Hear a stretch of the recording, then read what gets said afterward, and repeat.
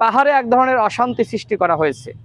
সেখানে একজন কিশোরীকে গণধর্ষণের ঘটনাকে কেন্দ্র করে পাহাড়িদের মধ্যে সংঘর্ষ এবং অন্যান্য বিভিন্ন গোষ্ঠীর মধ্যে সংঘর্ষ, এটা তো কাঙ্ক্ষিত না। প্রধান উপদেষ্টা এবং সরকারের পক্ষ থেকে আগামী ফেব্রুয়ারি মাসে একটি গ্রহণযোগ্য নির্বাচন জাতিকে উপহার দেওয়ার ব্যাপারে তারা আমাদের সামনে বক্তব্য পেশ করেছেন। এরপরে আমরা দেখলাম নির্বাচন কমিশনের পক্ষ থেকেও নির্বাচনের রোডম্যাপ ঘোষণা করা হয়েছে। অর্থাৎ এখন বাংলাদেশে নির্বাচনের আমেজটা এখন সারা দেশে শুরু হয়ে গেছে। আমরাও যারা জাতীয় পর্যায়ে রাজনীতি করি, আমরা গ্রামগঞ্জে যাচ্ছি, মানুষের সাথে কথা বলছি, মানুষের কথাগুলো শুনছি, মানুষের মধ্যে নির্বাচনী হওয়া বইছে।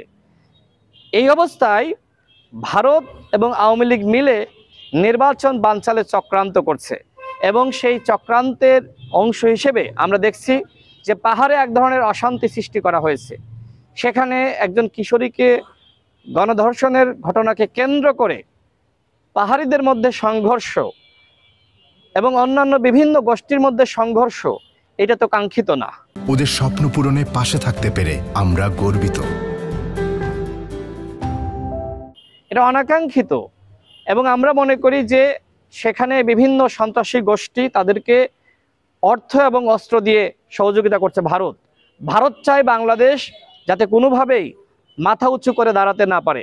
ভারত চায় বাংলাদেশ তাদের করদ রাজ্য হিসেবে আমরা মেনে নিই, মানে ভারত যে আমাদেরকে তাদের করদ রাজ্য বানাতে চায় আমরা মেনে নিই। কিন্তু এদেশের জনগণ হাসিনার পতনের মাধ্যমে দেখিয়ে দিয়েছে বাংলাদেশকে ভারত কখনোই করদ রাজ্য বানাতে পারবে না। সারা দেশে নির্বাচনী আমেজ শুরু হয়েছে এবং আমি দৃঢ় আশা রাখতে চাই যে যথাসময়ে নির্বাচন হবে।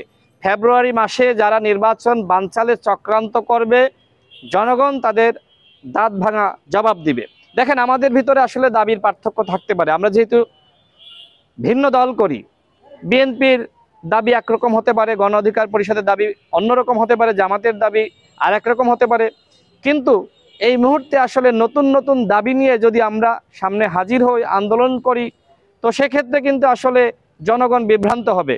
সেই জায়গা থেকে আমরা গণ অভ্যুত্থানের সকল শক্তি, বিএনপি, জামাত, গণ অধিকার পরিষদ, এনসিপি সহ যতগুলো শক্তি রয়েছে, যতগুলো দল রয়েছে, সবার প্রতি আমরা অনুরোধ রাখতে চাই, ভারত কিন্তু চক্রান্ত করছে, হাসিনা কিন্তু দিল্লি বসে নির্বাচন বানচালের ষড়যন্ত্র করছে।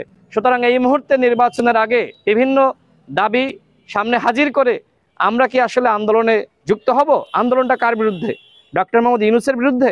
দেখেন, ডক্টর মোহাম্মদ ইউনূসের বিভিন্ন বক্তব্য নিয়ে, বিভিন্ন কথা নিয়ে, সরকারের বিভিন্ন কর্মযজ্ঞ নিয়ে আমরা সমালোচনা করি যাতে করে সরকার তার ভুল শুধরে নেয়। কিন্তু আমরা কখনোই বলি না আমরা এই সরকারের পতন চাই। এই সরকার যদি ব্যর্থ হয়, এখনো পর্যন্ত সরকার তো পুরোপুরি ব্যর্থ হয়নি, সরকারের অনেকগুলো ব্যর্থতা আমাদের সামনে আমরা দেখেছি, যে সরকার তো পুরোপুরি ব্যর্থ হয়নি। আর যারা এই মুহূর্তে আমি মনে করি যে সরকার ব্যর্থ করার চক্রান্ত করছে, সেই শক্তি হলো আওয়ামী শক্তি, সেই শক্তি হলো ফ্যাসিবাদী শক্তি।